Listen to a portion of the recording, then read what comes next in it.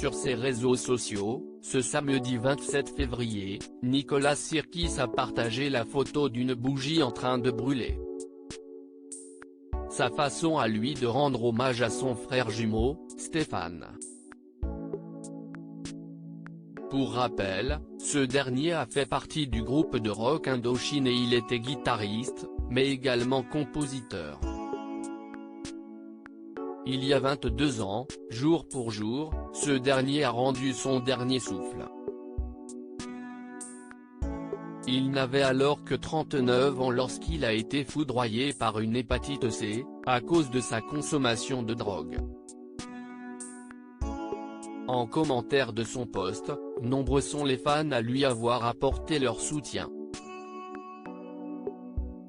Les gens qu'on aime ne nous quittent jamais, ils sont dans nos cœurs pour toujours, on pense fort à Stéphane, la flamme ne s'éteint pas, peut-on lire sous sa publication. En mai 2020, Nicolas Sirkis était l'invité de Quotidien. L'occasion pour lui d'évoquer la disparition de son jumeau, qui continue de le hanter. Je n'ai plein des regrets et des remords. Je trouve que ça donne une certaine humilité.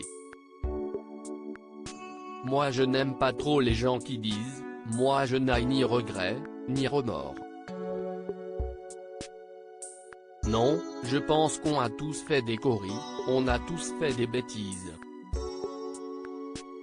On n'a tout pas fait des belles choses ou pas assuré, avait-il déclaré, avant de révéler que son plus grand regret est d'avoir perdu son frère.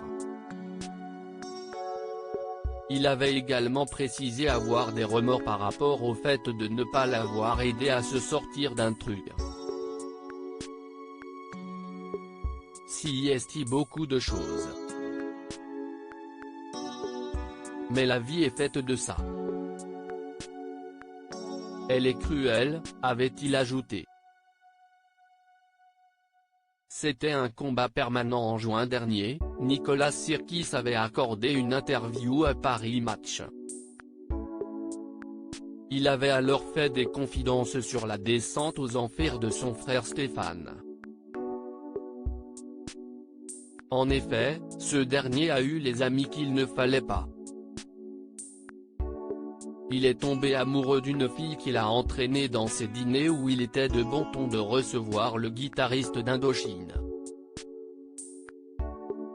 Au final, le papa de Lou, âgé de 30 ans, a eu de plus en plus de mal à gérer ses addictions, notamment à l'alcool. J'essayais de trouver des solutions, avec ma mère et sa femme. On a tout tenté pour le sauver et pour qu'il évite les tentations. C'était un combat permanent, souvent épuisant. On a vraiment cru qu'on y arriverait, avait souligné l'artiste de 61 ans auprès de nos confrères, avec émotion.